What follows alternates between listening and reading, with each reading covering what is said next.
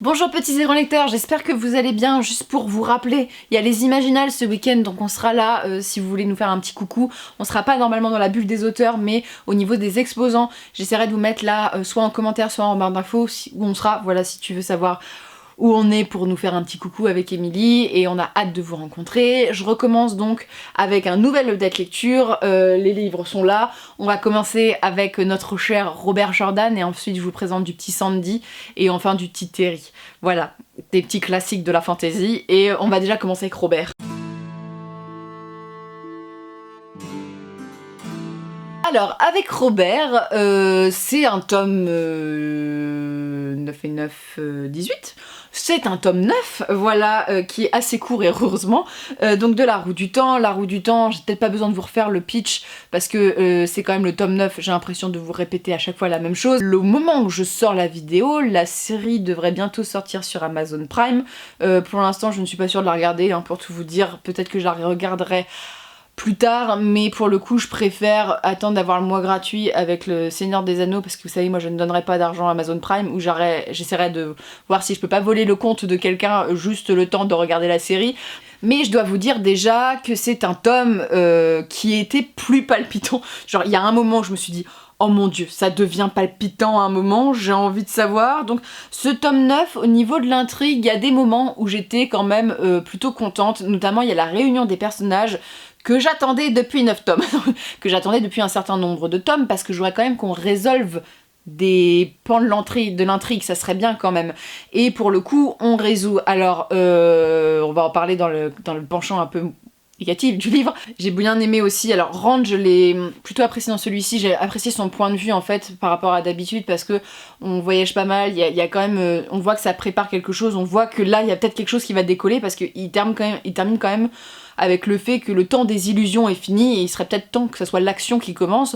Mais pour le coup, voilà, au niveau de l'intrigue, il y a des choses qui se passent que je peux pas vous spoiler, mais qui sont un peu plus palpitantes. Du moins, j'étais en mode, enfin quelque chose qui se passe dans le récit, ou du moins, enfin les personnages se rencontrent, et on n'est pas du genre sur des points de vue et un écartèlement des personnages qui fait que ça étire l'intrigue en long et en large.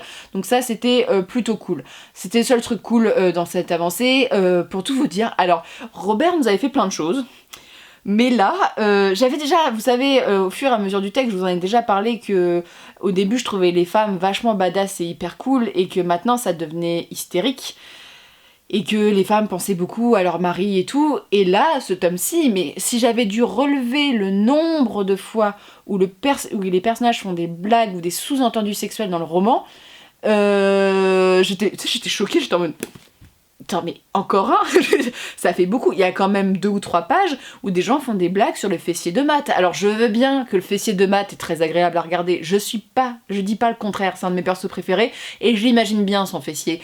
Mais à un moment c'est un peu gênant quand l'autre elle dit ah bah avec mon mari on s'est amusé cette nuit et tout. Le nombre de blagues ou de sous-entendus, j'étais en mode mais attends, là ça devient ridicule. Ça faisait même série B là-dessus, j'étais en mode beaucoup. Et au-delà de ça, au-delà du fait que j'ai l'impression que tout est sexuel, tout est sexuel, ça est en mode... À un moment dans le récit, Rand avec d'autres personnages, ça paraît logique, et du genre que les questions soient posées et soient importantes pour que ça soit un peu moins gênant dans le récit, mais pour le coup, à un moment, j'étais en mode, bah... Je sais pas, il y a de l'action, il y a potentiellement des combats à préparer, peut-être qu'on peut parler d'autre chose, et surtout, alors ça devient... alors j'avais remarqué ça de plus en plus, mais la nudité des personnages devient un nouveau truc, hein. Il y a un manque de crédibilité dans un passage, il y a des nanas qui sont enlevées et qu'on enlève et qu'on laisse à poil. Et genre qu'il y a un des pages où on dit qu'elles sont à poil, qu'elles se font fesser les fesses quand elles sont méchantes. Et je suis en mode, il va où le triple là les gars? Ça va où? J'étais en mode... Alors, j'imaginais la scène d'une meuf à poil sur les épaules et qu'il y avait des gens, des paysans qui passaient à côté et qui se disaient ah, c'est normal ici, c'est normal en Russie. Non mais attends, tu te demandes... Donc voilà, le fait de... Ça devient ridicule en fait sur le traitement des personnages féminins notamment, et notamment le traitement, la sexualité, ça devient un peu beaucoup ridicule. Il y a un pan de l'histoire que je vous ai expliqué avec Rand et plusieurs autres personnages féminins. Moi, j'apprécie pas ce pan-là, pour tout vous dire. Et là, ça se résout en mode ah bah maintenant on est toutes ok, alors qu'au début on n'était pas toutes ok. Donc c'est un peu facile, voilà, dans le traitement. Donc voilà, plus d'action, mais en même temps on dérive sur des trucs où je me suis dit est-ce que c'est la roue du temps que je lis ou c'est une fanfiction sur sur la sexualité des personnages, je ne sais pas. Donc voilà, il y a un passage, alors c'est au début j'aimais pas trop, mais en fait en ayant fini ma lecture j'aime bien, il y a un passage avec Matt, bon moi j'aime beaucoup le personnage de Matt sur le truc, mais dans le livre, mais j'ai bien aimé le fait qu'il y a un côté avec Mignon, on rencontre un peu des personnages qui vont avoir de l'influence sur sa vie et ça j'avais hâte parce qu'ils sont assez barrés et tout, mais pareil ça parle encore de de Huck quoi, donc j'étais un peu en mode ouais bah c'est super mais j'ai peut-être pas envie d'entendre, tu vois, quand tu vois ces couvertures, quand tu parles de la roue du temps, tu penses pas que ça va être que ça. Mais dans ce tome-ci, je peux vous dire qu'il y a au moins 10 moments, et puis il est pas gros le tome, parce que là il doit faire 800 pages en tout en poche, c'est pas gros pour la roue du temps. Et j'étais en mode bon, voilà, la gênance, hashtag je suis gênée avec l'art. Voilà, donc c'était ça. Après, je trouve que ce tome marque, en fait, j'ai l'impression que ça va décoller. Alors après, je vous dis ça à chaque fois, mais là, pour le coup, j'ai l'impression que, vu la rencontre des personnages, comment ça se passe, peut-être le temps que ça évolue. Il y a 14 tomes. Sur les 14 tomes, je crois qu'il y a encore le tome 10 qui doit être rédigé, et le tome 11, je crois, par Robert Jordan, donc il y a encore 2. Et après, c'est Sandy qui a repris la suite. J'ose espérer qu'avec Sanderson ça va être un peu plus palpitant, voilà, mais pour le coup, ouais, c'est une grande aventure, donc celui-ci a été moins pire au niveau de l'intrigue que les autres, mais ça a été quand même pire sur certains points que les autres, donc voilà, moi la roue du temps, vous avez un peu le point de vue sur YouTube de la personne qui trouve ça pas si bien que tous les autres pensent, voilà, vous avez un contrepoids avec mon avis, mais pour le coup, je trouve pas ça ouf en fait, au fur et à mesure de la lecture, il y a des côtés avec donc toutes les hiérarchies, le monde et tout qui sont creusés, mais en termes de comment je gère mon récit, pour moi je trouve que c'est pas folichon. Mais ce n'est que mon humble avis de lectrice, et ensuite on va enchaîner avec Le Petit Terry.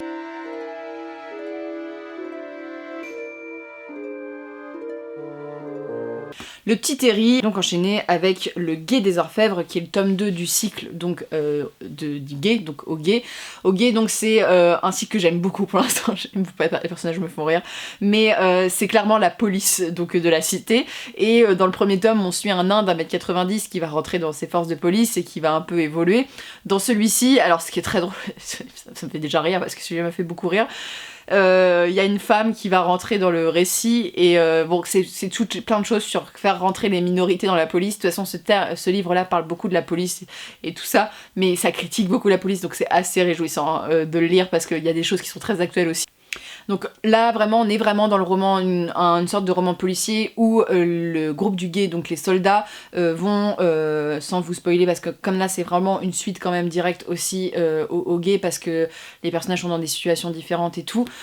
Là, on suit vraiment ces personnages qui vont être confrontés à des meurtres très étranges, et ils vont essayer de savoir pourquoi. Entre le nain qui arrive, mais un vrai nain là pour le coup qui fait pas 1m90, le troll, alors les trolls dans ce récit sont quand même assez mal vus, et le personnage féminin que vous découvrirez, ça donne une belle brochette d'équipe, surtout que celui-ci il parle du racisme aussi, dans le sens que les trolls, les nains, les créatures sont quand même très mises en marge de la société. Il y a tout voilà, le racisme dans la police et tout qui est mis en avant, et autrement le racisme au niveau des peuples. Ce qui est intéressant, j'ai beaucoup aimé dans celui-là parce que ça approfondit un petit peu l'univers. Moi j'ai un grand amour pour Carotte, donc le personnage du nain d'1m90, j'adore ce personnage, je le trouve hyper touchant et niais sur certains points, je l'aime beaucoup, et il veut faire respecter, genre c'est un bon flic, du genre il veut faire respecter la loi, mais en fait tu vois qu'il est pas du tout dans un endroit, bon, il y a des situations qui sont loufoques, du genre la guilde des assassins, parce qu'il y a ça fonctionne par guilde, ils savent, tu vois, il faut souscrire et tout, et ils savent qu'ils sont là, mais genre la police elle tourne autour, du genre oh bah y a rien qui se passe et tout. Bref, ils sont trop drôles, vraiment. J'aime le contexte de Hoguet parce qu'on est vraiment dans, c'est une belle brochette. Là il y a plusieurs personnages, mais ils sont très drôles parce qu'ils peuvent être bêtes d'une certaine manière. Tu voyages dans la ville, t'as plein de choses aussi sur Amcroc, comment elle s'appelle la ville? Oui, moi je l'appelle Ankh-Morpork, je sais pas comment on le prononce le nom de la ville exactement, mais sur cette ville où Pratchett la décrit quand même pas toujours très bien. Ou celui-ci, quand t'aimes le roman policier, ou du moins quand tu es prêt déjà à rire de la police en temps normal, bah là tu t'en rigoles beaucoup, et les personnages sont hyper attachants, donc ça j'avais beaucoup aimé. Donc franchement, le Guet, avec le cycle des sorcières, moi ils se battent un petit peu, hein, voilà, j'aime les deux, et au-dessus il y a le cycle de la mort en ce moment, mais pour le coup c'est vraiment très bien.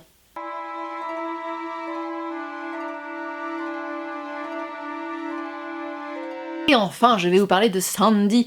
J'ai pris Sandy parce que Freya bouffe tous mes livres. Je ne sais pas comment faire avec ce chat. Elle me mange les coins comme ça. Elle fait ses dents. Bon là, elle a l'air d'arrêter de faire ses dents. Peut-être qu'ils ont enfin poussé.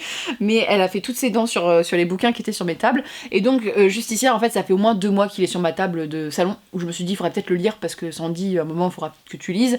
Donc déjà, je vais vous parler du principe que normalement... Alors moi, j'ai lu Warbreaker, mais que normalement, il fallait lire ces nouvelles... comment elle s'appelle? Voilà, Danscord, qui est dans le recueil de nouvelles 6e du Crépuscule. Donc moi je l'ai pas lu, parce que flemme, et je pense que ça m'a manqué parce qu'il y a un moment où j'étais... Alors soit c'est parce que ça faisait longtemps que j'avais lu donc le livre des radieux, mais il y a un moment où j'étais en mode, j'ai pas toutes les clés de lecture, mais ça va aller, hein, c'est compréhensible, mais tu vois que tu passes quand même à côté de certaines choses. Déjà dans le contexte de lecture, sachez que ce livre est parti avec moi dans l'avion, dans le voyage, donc j'ai pas été posée, du genre, j'étais comme ça dans l'avion, parce qu'en plus le retour, moi j'ai fait ça pendant tout le retour, donc voilà, où j'étais comme ça à cause des turbulences, donc c'était pas le meilleur contexte de lecture pour tout vous dire, mais donc Justicière, mais sachez que c'est une très bonne série, pour moi c'est la meilleure série de Sanderson que j'ai lue pour l'instant. Je vais vous parler de Justicière sans vous spoiler, vraiment donner mes avis dessus. Donc déjà, je pense que c'est le livre de la série de Rochard que j'ai moins aimé. Et en même temps, j'ai beaucoup aimé la deuxième partie. J'ai trouvé ce livre très long à se mettre en place. Voilà, le fait que Kaladin va dans des villages et tout pendant des pages, je l'ai trouvé assez lent au niveau du rythme, parce que déjà le livre des radieux, le tome 2, était oufissime. La bataille du livre de radieux, j'étais en mode... Waouh, j'ai adoré cette bataille et tout, j'étais en mode mon dieu, il y a des choses qui se passent, et en fait tomber dans un truc hyper épique et retomber comme ça après dans un rythme lent, ça peut être un peu déconcertant. Voilà, donc pour ce coup j'ai trouvé très lent, et c'est un peu le seul reproche que oui, c'est un des reproches que je pourrais faire de ce livre, parce que à un moment, c'est pas que je me suis ennuyée, mais c'est vrai que dans l'avion j'étais en mode bon les gars, on fait pas une bataille qui est dans la lignée du gouffre de Helm, voilà, pour se dire que dans l'échelle des batailles j'ai beaucoup aimé, parce que moi la bataille du gouffre de Helm c'est ma bataille, ma bataille préférée, voilà, j'adore cette bataille, et pour le coup celle-ci était très très bien dans le livre de radieux. Après, alors pour tout vous dire, j'ai beaucoup aimé le parti pris que Dalinar, donc qui est un personnage essentiel du récit, on revienne dans son passé et qu'on en apprend beaucoup plus sur ce personnage, donc ça j'ai aimé qu'on refasse des bonds dans le passé et tout, ça creuse l'univers. On a d'autres personnages aussi qui sont un petit peu creusés. Voilà, donc ça pour le coup, ça j'ai beaucoup aimé, parce que ça donne de la consistance et ça permet de comprendre et avoir des clés de lecture, et notamment d'assombrir le personnage de Dalinar, qui était vraiment un personnage, je trouve, très respectable. Là, on a des choses beaucoup plus sombres. Je trouvais que ça apportait un côté sombre que j'ai beaucoup aimé dans le récit. Et il y a eu un plot twist au milieu du roman où j'ai fait « Oh mon dieu !» De toute façon, j'étais comme ça dans l'avion, j'étais « Oh mon dieu !» Est-ce que ça s'est vraiment passé? Et j'étais en mode... J'ai fangirlé, j'ai eu un moment où... C'est rare de vraiment me surprendre dans les livres, mais ce moment-là, je l'avais pas vu venir. Quand j'ai vu, j'ai fait le comeback, j'étais en mode... Waouh! Et donc, pour tout vous dire, j'étais joie, parce que je veux pas vous spoiler, mais pour ceux qui l'ont lu, vous savez de quoi je parle, et vous savez de ce que j'aime bien, c'est ça. Et j'étais en mode... Ah, j'ai trop hâte, et du genre ça m'a fait tellement de bien de voir ce bouleversement dans l'histoire, voilà, que en fait ça a vraiment fait avancer le récit. Il y a du complot aussi qui se développe, que j'ai beaucoup aimé. J'ai beaucoup aimé que Shallan essaye un peu de contrôler ses pouvoirs, voilà, d'avoir une avancée en fait là-dessus. Je suis hyper contente vraiment dans l'évolution du livre, on va dire la deuxième partie du roman est quand même assez palpitante. Je suis contente de là où ça va. Voilà, donc j'étais vraiment surprise par le récit, malgré tout qu'il y a une grande partie qui est extrêmement longue, où on se fait un peu chier, voilà, pour tout te dire, mais ça relève, tu vois, là, c'est vraiment du genre, t'es en mode, mon dieu, on est en train de me servir un truc sur un plateau. Voilà, j'adore les personnages, j'ai un attachement pour les personnages, notamment. Autant j'ai toujours autant d'amour pour Shallan, et en même temps, ce tome-ci, je trouve qu'elle se creuse un petit peu, et il y a une romance que j'ai envie de voir, et je suis en mode... On va peut-être me la donner, j'aimerais bien, parce que celle-ci je l'attends. Et autant j'aime beaucoup parce que Dalinar, on l'assombrit. Kaladin, il évolue aussi sur le plan personnel. J'ai beaucoup aimé en fait la façon dont il revient sur les traces de son passé. Il a une vision en fait qui est fausse, donc ça c'est cool. J'ai beaucoup aimé aussi un peu la réflexion en fait sur les créatures qui dépendent voilà, de l'intérêt de ce récit. J'ai aimé ça simplement. Alors il y a des petits trucs alors, qui sont un peu enfantin dedans.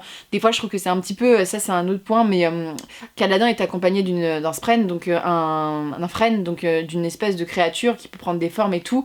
Et des fois c'est un peu enfantin, les jeux de... En fait le fait qu'il se fasse des blagues et tout, c'est sympa mais ça fait pas avancer l'histoire, et moi j'ai vraiment envie d'avancer dans l'histoire. J'aime beaucoup plus le côté adulte, complot, bataille des archives de Rochard que les petites, voilà, les petits trucs, les petits pics, les petits trucs comme ça. Ça ne m'intéresse pas. Donc voilà, ça c'est un goût personnel, mais parfois c'est vrai que je remarquais des petites choses un peu... j'allais pas dire bébé, mais un peu en décalage avec le côté un peu adulte du récit que j'aime beaucoup. Je vais lire bientôt la deuxième partie, parce que voilà, on va les enchaîner, mais j'ai hâte de lire cette deuxième partie, parce que vraiment, le plot twist, j'ai rarement été aussi contente. J'ai l'impression que l'auteur m'a donné, il a lu dans ma tête ce que je voulais, et il s'est dit, tiens, je te donne ça, tu l'as mérité. J'étais en mode... Merci Sandy, merci de me faire ce cadeau. Donc voilà, j'ai vraiment beaucoup aimé, et je suis de plus en plus interloquée par les autres points de vue dans le récit. Donc voilà, qui sont des personnages que j'apprécie moins parce qu'on est moins attaché, mais j'ai hâte. C'est tout pour cette update lecture, j'espère qu'il vous aura plu, et on se retrouve bientôt pour de nouvelles vidéos. Et n'oubliez pas, on se voit aux Imaginales très prochainement pour ceux qui seront dans le coin. Voilà, pourra discuter, papoter, et j'ai hâte de vous rencontrer, et on se voit pour une prochaine vidéo. Ciao!